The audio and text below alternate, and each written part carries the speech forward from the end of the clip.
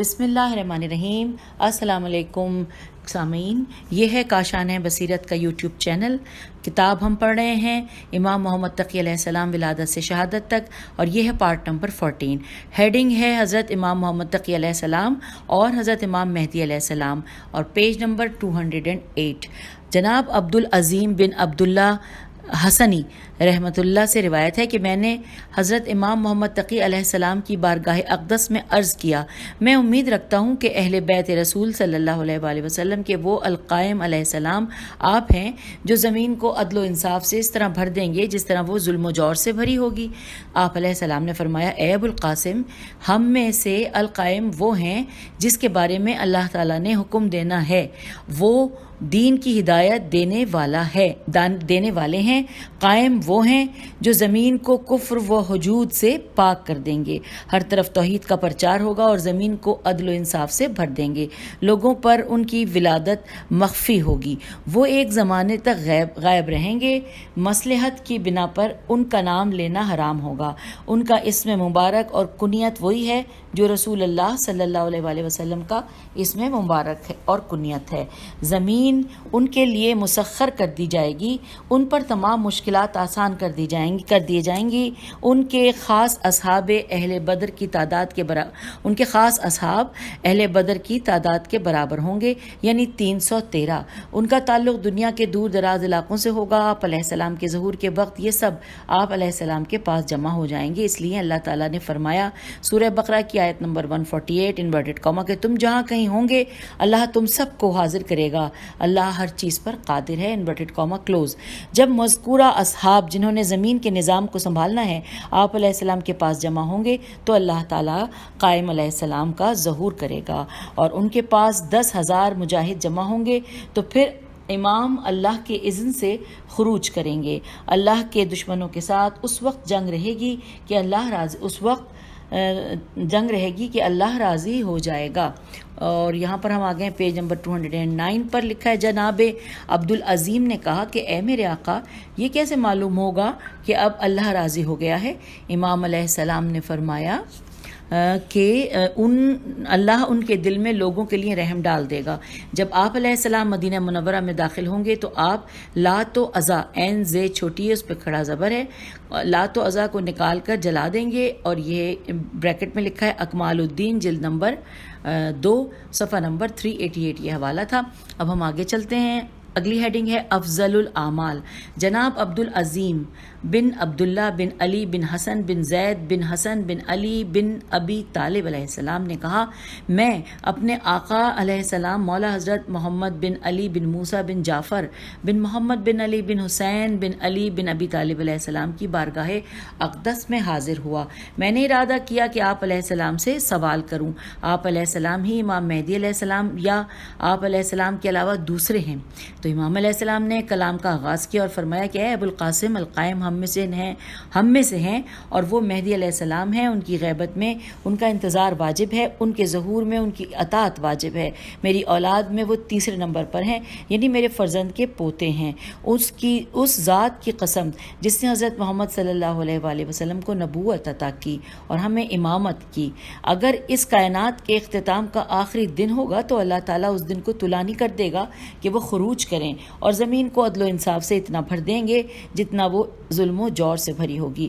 اللہ تعالیٰ ان کے امر کی ایک رات کے اندر اس طرح اصلاح کر دیں گے جس طرح اس نے حضرت موسیٰ کلیم اللہ علیہ السلام کے امر کی ایک رات میں اصلاح کی تھی۔ وہ اپنے گھر والوں کے لیے آگ لینے گئے تھے کہ جب وہاں سے لوٹے تھے تو رسول صلی اللہ علیہ وآلہ وسلم رسول بن کر لوٹے تھے۔ اس کے بعد آپ علیہ السلام نے فرمایا، ہمارے مکتب کے پیروکاروں کے لیے افضل عمل ہمارے قائم علیہ السلام کا انتظار ہے۔ اب اگلی ہیڈنگ ہے القائم المنتظر کا معنی۔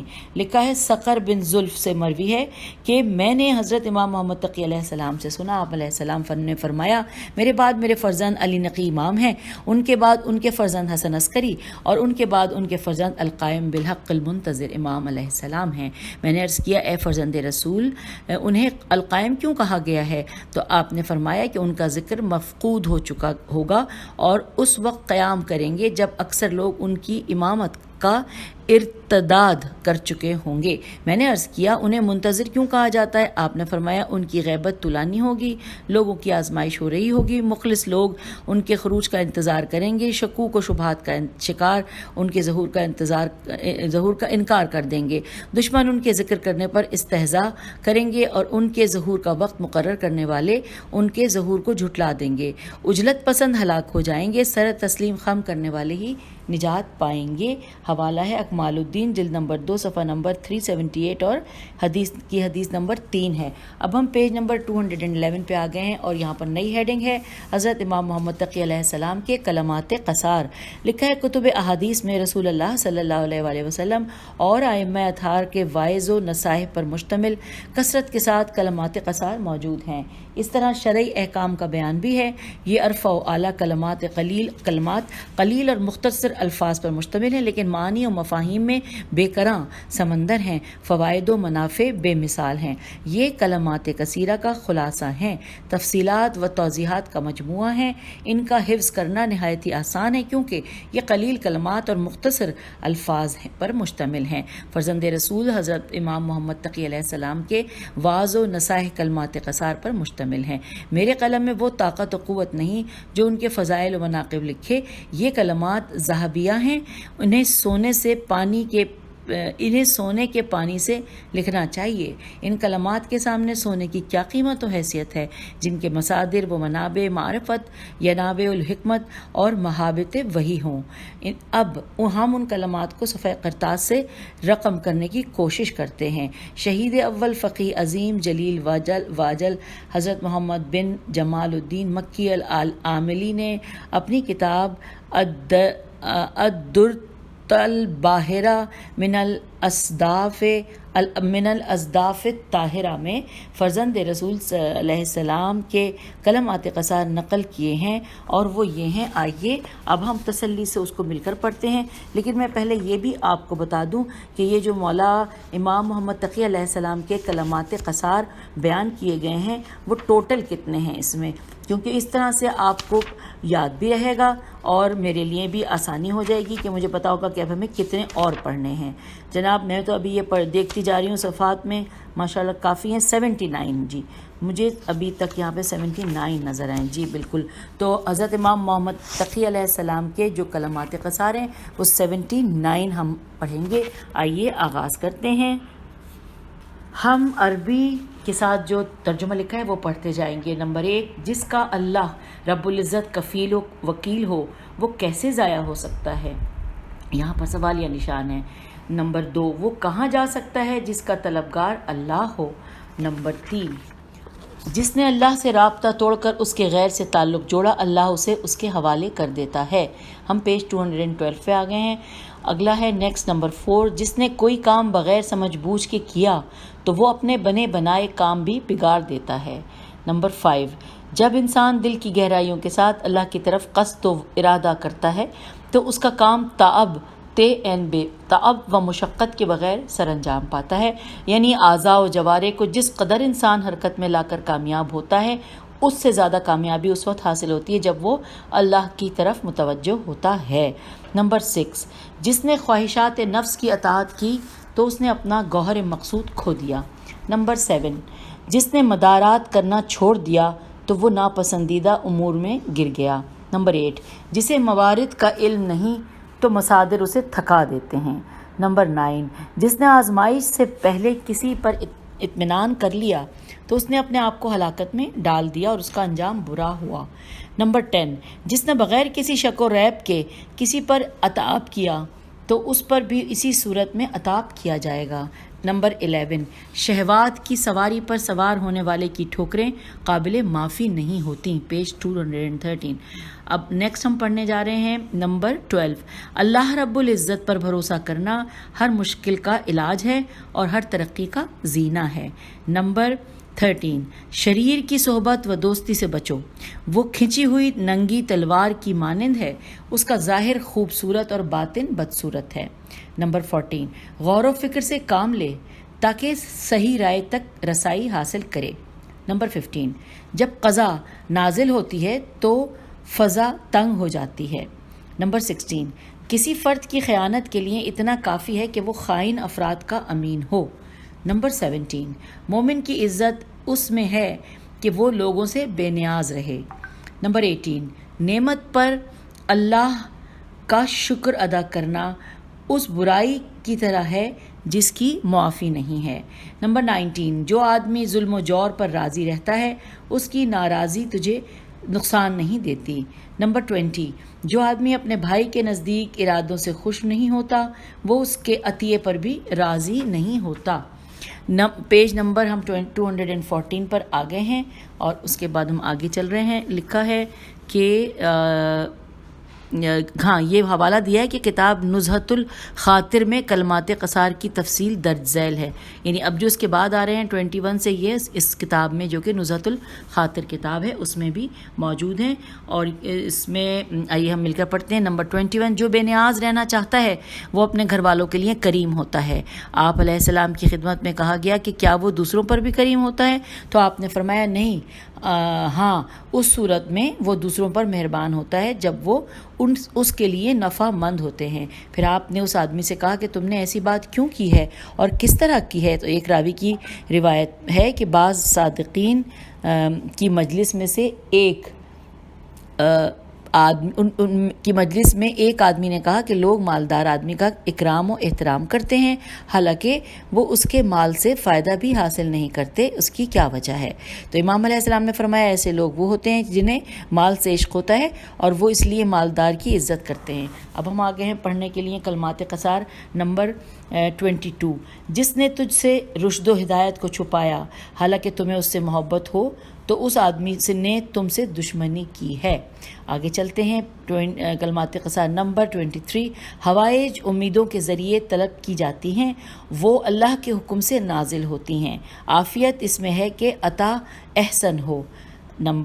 اب ہم نمبر 24 پڑھتے پیج نمبر 215 پہ آگے ہیں۔ لکھا ہے کسی سے عداوت نہ کر یہاں تک کہ تو یہ جان لے کہ اس کے اور اللہ کے درمیان کیا تعلق ہے۔ اگر وہ نیک ہے تو اللہ تعالیٰ اسے تیرے حوالے نہیں کرے گا، اگر وہ بد ہے تجھے یہ معلوم ہونا چاہیے کہ وہ اس سے تیری کفایت کرے گا، پس اس سے عداوت نہ رکھ۔ نمبر 25، جب تو باطن میں اللہ سے عداوت رکھتا ہے تو پھر ظاہر اس کی محبت کے دعوے نہ کر۔ تو ظاہراً جب تو باطن میں اللہ سے عداوت رکھتا ہے تو پھر ظاہراً اس کی محبت کے دعوے نہ کر۔ نمبر 26، جس قدر خوف ہے اس قدر اپنی حفاظت کرو اور اتنا طمع کرو جتنی ضرورت ہے اور جس قدر ضرورت کا حصول ممکن ہے۔ انورٹڈ کاما کلوز ہو گیا۔ نمبر 27، بری عادت یہ ہے کہ بغیر سوچے سمجھے بات میں مداخلت کی جائے، ایسے آدمی پر اطمینان نہیں کیا جاتا، خود پسندی کا عنصر پیدا ہو تو بہتر یہ ہے کہ اپنی تعریف نہ کی جائے۔ 28 نمبر پڑھنے جا رہے ہیں، زمانہ تمہارے سربستہ رازوں کو عیاں کر دیتا ہے۔ نمبر 29 پڑھتے ہیں اب ہم کہ کسی ایک نے اللہ تعالیٰ کا اس کی نعمت پر شکر ادا نہیں کیا مگر وہ مزید نعمات کا حقدار بن جاتا ہے اس سے پہلے کہ وہ اپنی زبان پر اس نعمت کا ذکر کرے۔ اب نمبر 30 ہے کہ جب کوئی چیز تم سے روک دی جائے اسے برداشت کرنا اس عطا سے بہتر ہے کہ جو تیرے پاس تھوڑا عرصے کے لیے رہے۔ نمبر 31، کتاب تحفۃ العقول میں روایت ہے کہ ایک آدمی نے حضرت امام محمد تقی علیہ السلام کی خدمت میں عرض کیا کہ مجھے آپ علیہ السلام وصیت کریں، تو آپ نے فرمایا کیا تو قبول کرے گا؟ اس نے عرض کیا کہ جی ہاں۔ تو پھر آپ نے فرمایا کہ اپنے نفس کو صبر سے وابستہ رکھ، فقر کو لازم رکھ، شہوات سے بچ کر رہ، خواہشات کی مخالفت کر، یقین کر کہ تو ہر وقت اللہ کی نگاہ میں ہے، یہ دیکھ کہ تو کس حال میں ہے۔ اور یہاں پر سوالیہ نشان ہے اور ہم پیج نمبر 216 پر آ گئے ہیں۔ اب ہے کلمات قصار نمبر 32 جی 32۔ آپ نے فرمایا اللہ تعالیٰ نے کسی نبی پر وحی کی، اس دنیا میں تمہارا زہد بڑی تیزی کے ساتھ تمہارے لیے راحت کا سامان کر دیتا ہے، دنیا کو چھوڑ چھاڑ کر میری طرف تیری توجہ تجھے معزز کر دیتی ہے، لیکن یہ بھی یاد رکھ کہ کیا تو نے میرے لیے کسی سے عداوت کی اور میرے لیے کسی سے محبت کی؟ سوالیہ نشان۔ سامعین یہ کتنا بڑا سوال ہے، اس کو سوچ کے بندہ سوچتا ہی رہ جاتا ہے۔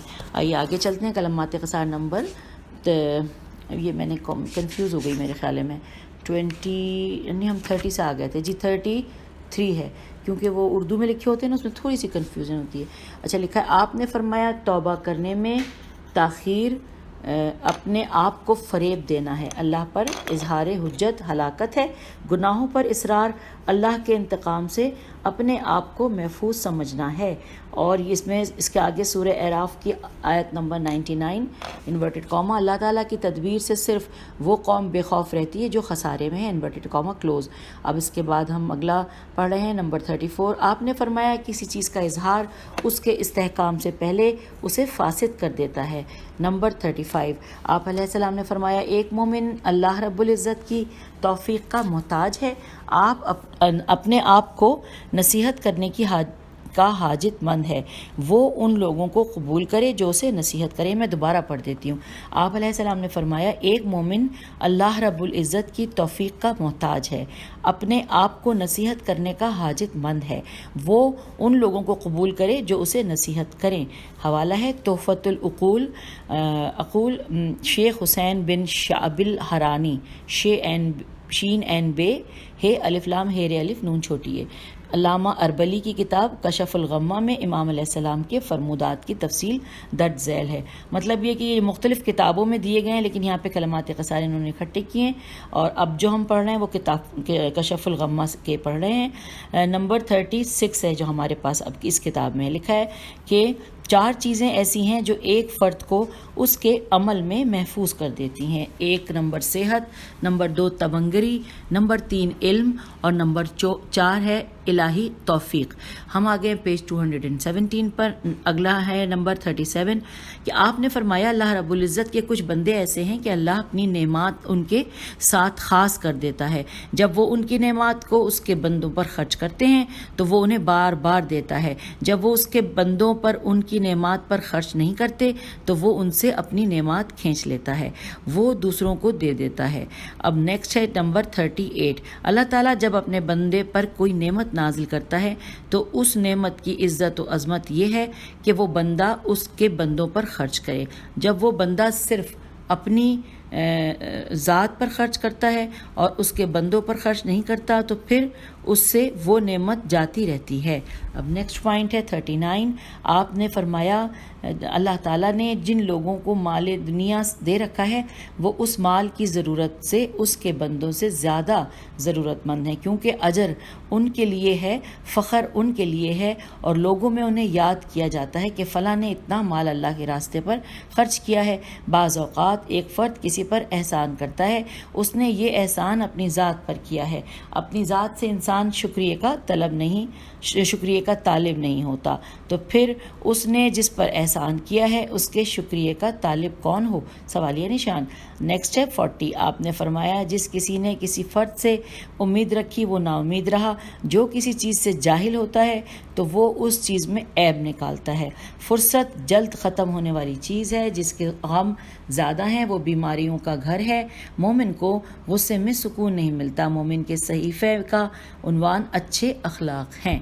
نیکسٹ ہے 41. آپ علیہ السلام نے ایک اور موقع پر فرمایا سعادت مند انسان کے صحیفے کا عنوان یہ ہے کہ لوگ اس کی تعریف و توصیف بیان کریں.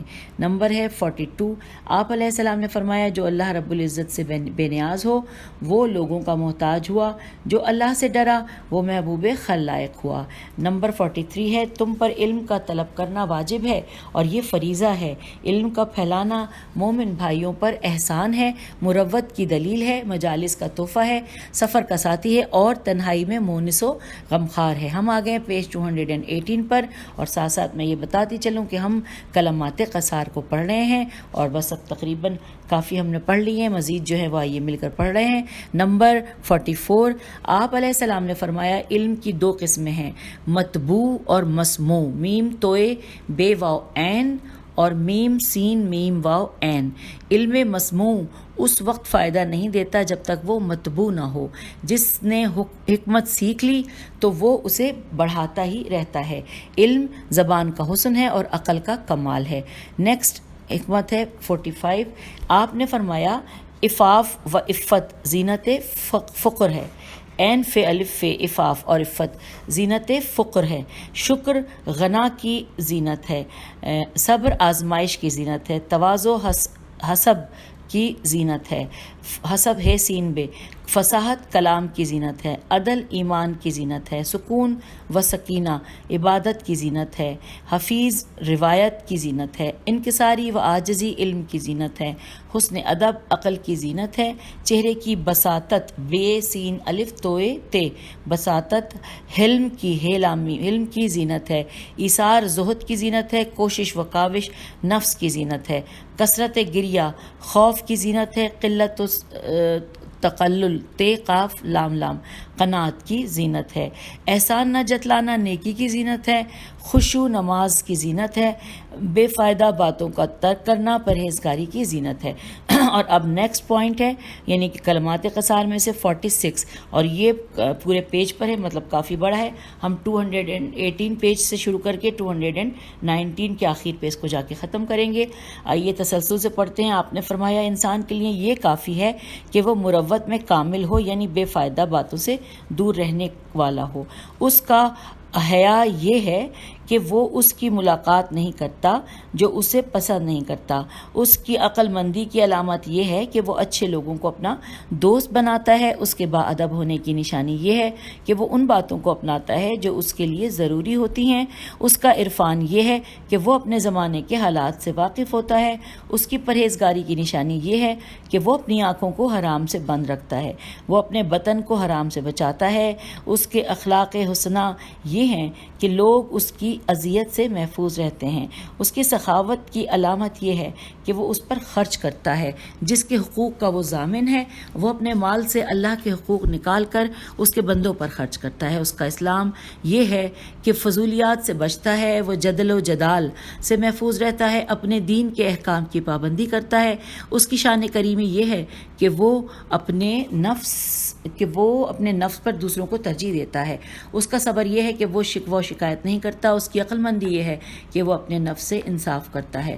اس کا حلم یہ ہے کہ وہ اپنے اظہار غضب کو ترک کرتا ہے، وہ اپنے مخالف پر غصہ نہیں کرتا۔ اس کا انصاف یہ ہے کہ وہ اپنے خلاف حق کو قبول کرتا ہے۔ اس کا خلوص یہ ہے کہ وہ اپنے نفس کی مخالفت کرتا ہے۔ اس کا حفظ ہمسائے کا معاملہ یہ ہے کہ تو جب تک اس کی ہمسائیگی میں ہے، اگر تو اس کا کوئی نقصان کرے گا تو وہ تیری توبیخ نہیں کرے گا، تے واؤ بے یہ خے نہیں کرے گا، تیرے عیوب جاننے کے باوجود تجھ سے درگزر کرے گا۔ اس کی دوستی یہ ہے کہ وہ تیرے غصے ہونے کے وقت تجھے ترک نہیں کرے گا۔ اس کی حسن صحبت یہ ہے کہ وہ تیری معاونت و اعانت نہیں کرتا رہے گا۔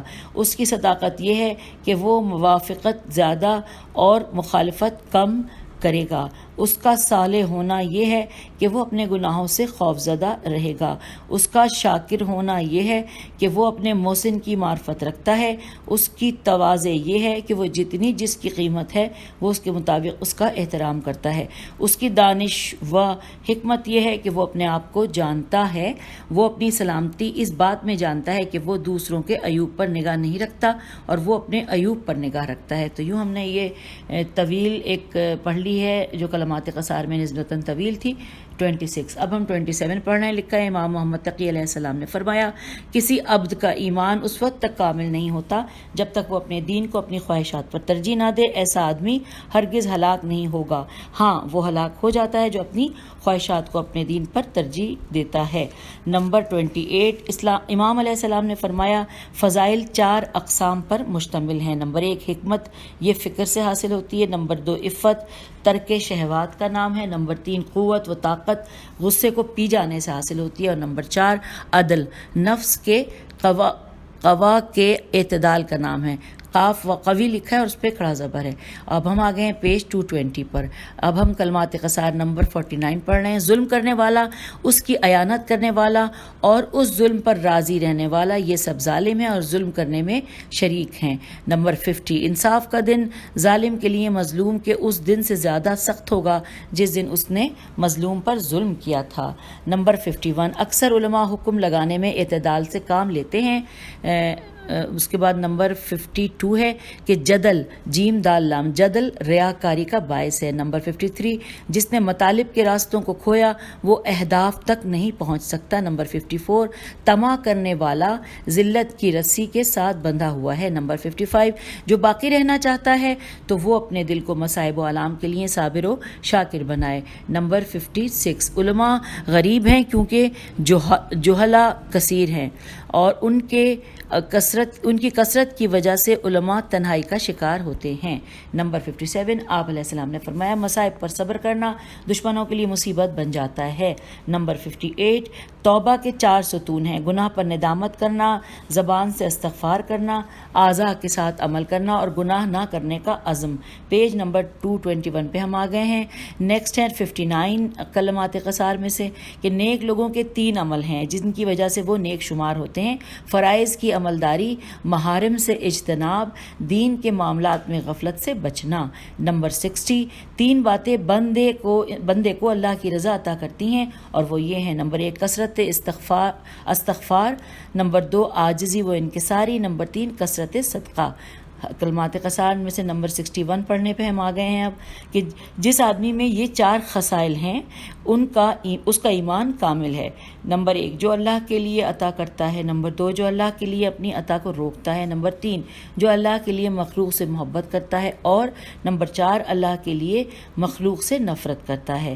اس کے بعد کلمات قصار میں سے نمبر 62 پڑھ رہے ہیں کہ 3 باتیں ندامت سے بچاتی ہیں: نمبر 1 جلد بازی کا ترک کرنا، نمبر 2 مشاورت، نمبر 3 کسی کام کا عزم کرنے کے بعد اللہ پر توکل کرنا. اور اس کے بعد نمبر ہم کلمات قصار میں سے نمبر 63 پڑھ رہے ہیں کہ آپ علیہ السلام نے فرمایا کہ اگر جاہل خاموش رہے تو لوگوں کے درمیان اختلاف ہو جائے. اس کے بعد نمبر 64 ہے امام علیہ السلام نے فرمایا کسی آدمی کے قتل کے لیے اتنا کافی ہے کہ اس کی رائے حاسدین کے ساتھ ہو اور اس کے معاون برے لوگ ہوں اور ناسمجھ آدمی سے مشاورت. یہاں پر اس کے بعد اب ہم پڑھنے جا رہے ہیں نمبر 65 اور اس کو پڑھنے کے لیے ہم آ گئے ہیں پیج نمبر 222 پر. لکھا ہے 3 چیزیں ہر دل عزیزی کا سبب ہیں: نمبر 1 معاشرے میں انصاف کے ساتھ رہنا، نمبر 2 شدت سے مواسات کرنا، نمبر 3 قلب سلیم کی طرف رجوع یعنی لوگوں سے پیار کرنا. اب ہم کلمات قصار نمبر 66 پہ آ گئے ہیں. لکھا ہے بے وقوفوں کے ساتھ معاشرت سے اخلاق فاسد ہو جاتے ہیں.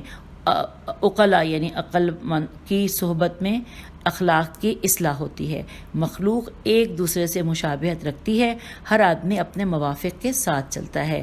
نمبر 67 لوگ ایک دوسرے کے بھائی ہیں. جس آدمی کی اخوت کی بنیاد غیر اللہ پر رہی تو وہ اخوت عداوت میں بدل جاتی ہے. اس لیے اللہ تعالیٰ نے قرآن مجید میں فرمایا ہے کہ جو کہ سورہ زخرف کی آیت نمبر 67 کہ قیامت کے دن بعض دوست اپنے دوستوں کے دشمن ہوں گے سوائے ان کے کہ جو صاحب تقوی ہیں. Inverted comma close. اب ہم کلمات قصار میں نمبر 68 پر آ گئے ہیں. لکھا ہے جس نے قبا قاف بے ہے قبا کو حسن خیال کیا وہ اس کا شریک کار ہے.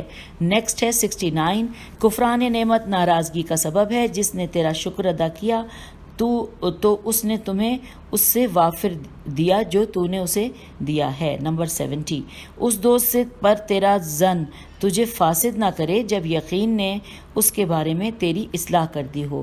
جس نے اپنے بھائی کو خلوت میں نصیحت کی تو اسے مزین کیا اور جس نے لوگوں میں اس کی اصلاح کی کوشش کی تو اس کی تذلیل کی. یہ دوبارہ پڑھ لیتے ہیں 70 نمبر. اس دوست پر تیرا ظن زوئے نون تجھے فاسد نہ کرے جب یقین نے اس کے بارے میں تیری اصلاح کر دی ہو. جس نے اپنے بھائی کو خلوت میں نصیحت کی تو اسے مزین کیا اور جس نے لوگوں میں اس کی اصلاح کی کوشش کی تو اس کی تذلیل کی. اب ہم آ گئے ہیں پیج نمبر 223 پر اور نمبر 71 کلمات قصار میں سے آپ کو بتایا تھا نا ٹوٹل 79 ہے، ہم 71 پہ آ گئے. 71 یہ ہے اخیار الف خے یہ الف اخیار کی اصلاح ان کے احترام و اکرام کرنے میں ہے اور اشرار کی اصلاح سزا و تادیب میں ہے. پھر نمبر 72 ہے مودت ایسی قرابت ہے جس سے استفادہ کیا جاتا ہے. اس کے بعد نمبر 73 ہے موت ہی بندے کی حفاظت کے لیے کافی ہے۔ نمبر 74 عقل اور حماقت دونوں ایک فرد کو 18 سال تک مغلوب کرنے میں کوشاں رہتے ہیں۔ جب وہ پورے 18 سال کا ہو جاتا ہے تو ان میں سے وہ غالب ہو جاتا ہے جس میں زور زیادہ ہوتا ہے۔ نمبر 75 ہے کہ انورٹڈ کاما کہ جب اللہ رب العزت کسی بندے پر اپنی نعمت نازل کرتا ہے تو وہ یہ جانتا ہے کہ یہ نعمت اللہ نے اس پر نازل کی ہے، ابھی اس نے اللہ کا شکر ادا نہیں کیا ہوتا کہ وہ اس کا نام شاکرین میں لکھ دیتا ہے، اور وہ کوئی گناہ کرتا ہے اور وہ یہ جانتا ہے اور وہ یہ جانتا ہے کہ اللہ اس کے اس گناہ پر مطلع ہے، اگر وہ چاہے تو اسے عذاب دے، چاہے تو اسے معاف کر دے، ابھی اس نے استغفار نہیں کیا ہوتا کہ وہ اسے معاف کر دیتا ہے۔ انورٹڈ کاما کلوز ہو گیا۔ اب اگلی ہے نمبر 76، آئیے پڑھتے ہیں، ہم اس کو پڑھتے ہوئے پیج نمبر 224 پہ آ گئے ہیں۔ لکھا ہے بزرگوار، شریف اور مشرف وہ ہے جسے علم نے شرف و بزرگی عطا کی، سیاست و سرداری یہ ہے کہ بندہ اپنے حقیقی رب سے خوف زدہ رہے، کرامت اور شان کریمی سے وہ فرد وابستہ ہے جس نے اپنے آپ کو نار جہنم سے بچا لیا۔ نمبر 77 جس نے فجور کی امید رکھی اس کی تھوڑی تھوڑی سزا یہ ہے کہ وہ حرمان و محرومیت کا شکار رہتا ہے۔ نمبر 79 موت سے انسان اس قدر نہیں مرتا جس قدر وہ گناہوں سے مرتا ہے، بندہ اپنی عمر کے ساتھ اس قدر زندہ نہیں رہتا جس قدر نیکی کے ساتھ زندہ رہتا ہے۔ نمبر 79 لاسٹ ہے اس میں کہ آپ نے فرمایا کہ جب تک اپنے کسی امر پر گرفت حاصل نہ کر لو اس وقت اسے نہ چھوڑو ورنہ ندامت اٹھانا پڑے گی، اپنی امیدوں کو لمبا نہ کرو، اس سے تمہارے قلوب سخت ہو جائیں گے، اپنے کمزور لوگوں پر رحم کرو، ان پر رحم کر کے اللہ سے اپنے لیے رحمت طلب کرو۔ اور یہ حوالہ ہے کشف الغمہ اربلی جلد نمبر 4 صفحہ نمبر 136۔ تو قاری محترم تمہیں اللہ کی قسم، یہ قاری محترم کون ہے پتہ ہے نا ہم لوگ، تمہیں اللہ کی قسم مذکورہ کلمات میں غور کرو، اس بات کو نہ بھولو کہ یہ ملکوتی کلمات اس ہستی سے صادر ہوئے ہیں جنہوں نے اپنی افوان شباب غین فے واو الف نون غفوان شباب کی دہلیز پر قدم رکھا ہے۔ یہ اس امام علیہ السلام سے صادر ہوئے ہیں جو نہ مدرسے کے فارغ التحصیل ہیں اور نہ کسی کالج کے، بلکہ آپ علیہ السلام امامت وحی کی یونیورسٹی کے فارغ التحصیل ہیں۔ آپ علیہ السلام نے دنیا کے کسی استاد اور مدرس سے علم حاصل نہیں کیا تھا۔ آپ علیہ السلام کے علم کا ماخذ و مصدر وہ علم وحی ہے جو اللہ تعالیٰ نے اپنے نبی پر نازل کیا تھا، اور وہ جسے اپنا علم ودیت کرنا چاہے کر دیتا ہے اور اس کے قلب کو اپنے نور علم سے منور کر دیتا ہے۔ اور میں یہ دعویٰ نہیں کرتا کہ صرف یہی کلمات قصار ہیں جو حضرت امام محمد تقی علیہ السلام سے صادر ہوئے ہیں، تمہیں کیا معلوم کہ ان کلمات کی تعداد بہت زیادہ ہو کہ جنہیں قلم بند نہیں کیا گیا ہو اور نہ حفظ کیا گیا ہو۔ جی ہاں، یہ وہ کلمات ہیں کہ جو حکمت و معرفت پر مشتمل ہیں، جو قلوب کو بیدار کرتے ہیں، افکار کو پختہ کرتے ہیں، انسانی زندگی کو بابصیرت اور معاشرے کو صراط مستقیم دکھاتے ہیں۔ علاوہ ازیں یہ فرمودات بندہ اور اس کے رب کے درمیان ربط و تعلق کو جوڑتے ہیں، انسان کو اخلاق فاضلہ اور صفات حمیدہ عطا کرتے ہیں۔ ایسا معلوم ہوتا ہے کہ یہ کلمات ایک ایسے حکیم کے تجربات کا نچوڑ ہے کہ جس نے اس دنیا میں لمبی زندگی بسر کی، جس نے زندگی کے تمام اتار چڑھاؤ کو دیکھا اور اس کی حلاوت و مرارت کو چکھا ہے، اور ایک معاشرے کے تمام پیچ و خم کو دیکھا ہے، ان کے اخبار و اشرار دونوں کا مطالعہ کیا ہے اور امور کے عواقب کو دیکھا ہے اور تمام اعمال کے مختلف اقسام کے نتائج کو دیکھا ہے۔ مجھے اپنی زندگی کی قسم یہ کلمات تشریح و توضیح کے محتاج ہیں اور ان کے لیے علیحدہ ایک کتاب کی ضرورت ہے۔ ان میں زندگی کی مشکلات کا علاج موجود ہے۔ یہ کلمات اور فرد اور معاشرے دونوں کی مشکلات کا حل کرنے کی ضمانت دیتا ہے اور فاسد خواہشات سے خواہشات نفس و انحراف کی اصلاح کرتے ہیں۔ پھر لکھا ہے اس بحث کو ختم کرنے سے پہلے میں یہ بات ضرور کہوں گا کہ ہمیں اپنی زندگی میں کبھی بھی ان کلمات کو نہیں بھولنا چاہیے، ان کی قیمت کی ادائیگی ناممکنات میں سے ہے۔ یہ ایک امام علیہ السلام کی عطاؤں میں سے ایک عطا ہے جسے عطائے فکری کا نام دیا جا سکتا ہے۔ حالانکہ ہمارے اس عظیم معصوم اور قائد و رہبر نے اس دنیا میں جو زندگی بسر کی وہ بہت قلیل ہے۔ آپ کو وہ ماحول میسر نہیں تھا کہ جس میں آپ اپنے اس علم سے امت کو مستفید کرتے جو اللہ نے آپ کو عطا کر رکھا تھا۔ آپ کو اس زمانے کے لوگوں سے واسطہ تھا کہ جو حاسد اور متعصب تھے۔ آپ کی زندگی کا لمحہ بلمحہ ضیق اور تنگی سے وابستہ تھا۔ ہم پیج 226 پہ آ گئے۔ جی ہاں، آپ کیا کہیں گے کہ اگر امام محمد تقی علیہ السلام اس دنیا میں طویل زندگی بسر کرتے اور آپ علیہ السلام کے پاس وسائل وافر ہوتے، مشکلات و مسائل نہ ہوتے، حکومت آپ کے ہاتھ میں ہوتی، یہ بات واضح اور ظاہر ہے کہ آپ علم کے دریا بہاتے تھے اور لوگ آپ علیہ السلام کے مختلف علوم سے استفادہ کرتے تھے۔ امام امت کی اصلاح و فلاح کے وہ اصلاحی خطوط جاری کرتے تھے کہ امت کی حیرانیاں اور سرگردانیاں ختم ہو کر رہ جاتی، دنیا خیرات و برکات سے بھر جاتی اور سعادت کائنات کو اپنی لپیٹ میں لے لیتی۔ مقام افسوس یہ ہے کہ حضرت امام محمد تقی علیہ السلام کے حالات وہی تھے جو کہ آپ علیہ السلام کے آباء و اجداد کے تھے۔ وہ سب مسلوب الامکانیات تھے، انہیں تصرفات سے روک دیا گیا تھا، وہ آزاد نہیں تھے، حکومت مخالف تھی، قدم قدم پر رکاوٹیں اور خطرات تھے۔ یہ تمام ہستیاں مضطر مضطرب تھیں۔ دوسرے الفاظ میں یہ کہوں گا کہ امت نے ان ہستیوں کو تنہا چھوڑ دیا۔ آل رسول صلی اللہ علیہ وآلہ وسلم کی قیادت کے مقابلے میں اس قیادت کو قبول کیا جن کا دانش و حکمت اور اسلام سے دور کا واسطہ نہ تھا۔ لوگوں نے باطل اور اہل باطل کو مضبوط کیا اور حق اور اہل حق کو کمزور کر دیا تھا۔ یوں یہاں پر یہ چیپٹر مکمل ہو گیا۔ آپ اجازت دیجیے، اگلے چیپٹر میں ہم پھر ملیں گے۔ خدا حافظ، فی امان اللہ۔